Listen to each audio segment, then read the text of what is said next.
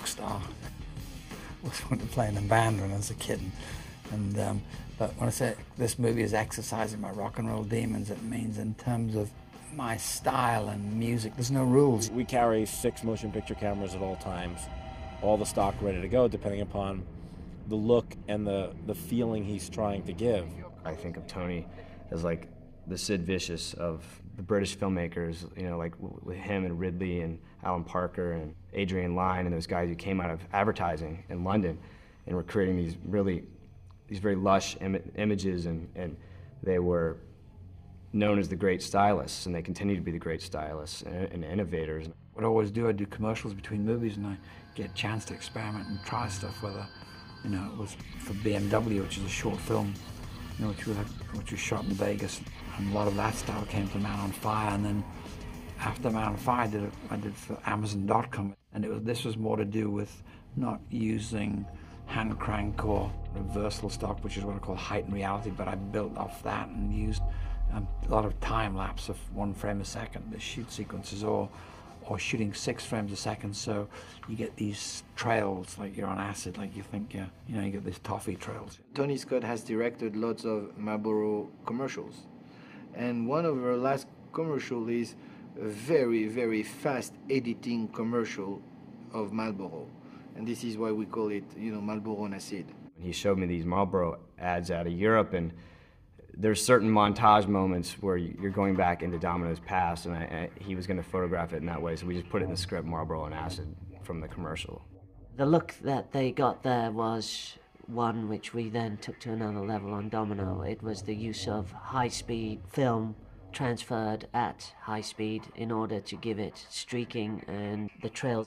We're shooting a style that when we see Domino, we see life through her eyes, because she pretty much kind of takes us through the whole movie.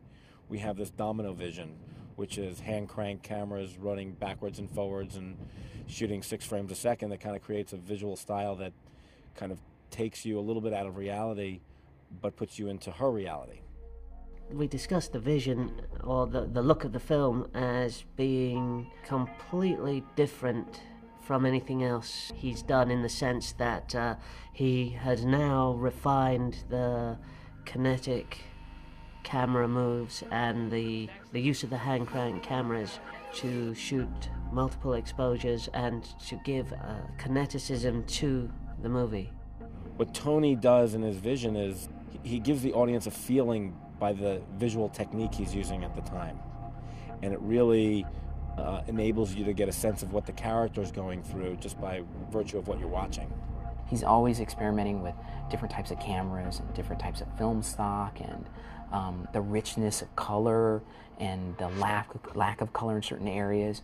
It's a non-linear story, and we're experiencing it as though you've got Tony Scott controlling the TiVo, and that's going to be wild, you know, and what he's recording, and all of a sudden you flip the channel and then you're on Jerry Springer, and then you're in Afghanistan, and then you're in all these different places. There's forward flashes, there's back flashes, and there's normal time in the movie, and we wanted to give each part of the movie its own look, and the main tool we used was color reversal film, which we cross-processed and photochemically manipulated the film in the lab. We're shooting just about everything on reversal stock with a cross-process, which gives a whole different look to the movie. Cross-processing the color reversal film basically means processing it in the wrong developer. It should be processed in a different developer from the print film that we use ordinarily, and by cross-processing it, we force the color palette in a direction that is basically towards red. It has an affinity for red. It also increases the grain and loosens the structure of the film, and it becomes so volatile that a lot of the time it's unmanageable photographically. You have to manage it very carefully. It's heightened reality. Everything comes back to the characters in the story, and heightened reality means the colors are that much more vibrant. The blacks are blacker, the whites are whiter, the reds are redder. Using this process was very scary for me, and at the end I told Tony that I haven't been this frightened for a long time.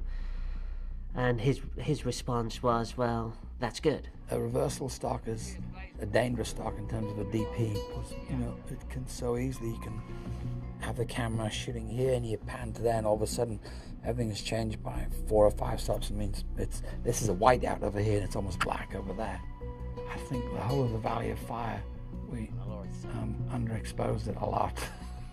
The Valley of Fire is this desert, that's white, it's hard shooting with reversal, and it was blown, but it blew in a really interesting way in the end, and we just had to adapt our development technique to fit the way it was looking. But I like those mistakes, and those mistakes sort of inspire, you know, and that's the nature of this movie. I capitalize on those mistakes, and that's what I end up by cutting into the movie. And those mistakes I'll use. It's driven emotionally by what the characters are doing or where they're at in that point in time. Accidents were what we were looking for in this movie. Tony is a proponent of the magic that comes out of accidents, as opposed to the doom and gloom that could come out of them. One of the pluses of going to a digital neg is that you can transfer the film at different speed rates, and a couple of nominal camera speeds, when transferred at certain rates, gave us blurring and smearing and trails when the camera is moved. We used that technique to enhance the nature of what it was that we were filming. So, for example, when the Winnebago crashes because the driver, Alf, has had some of this hallucinogenic coffee, and he's totally out of his mind driving the Winnebago.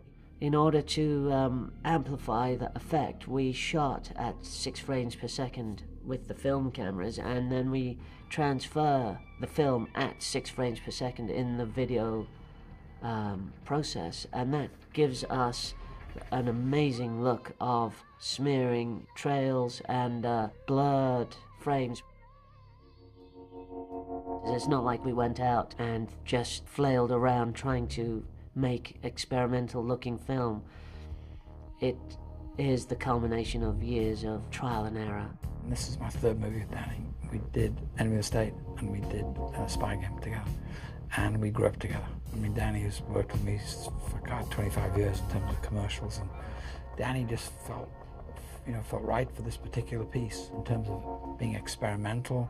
And Danny he'd always jump off the edge with me, and I knew I was going to experiment a lot more than normal.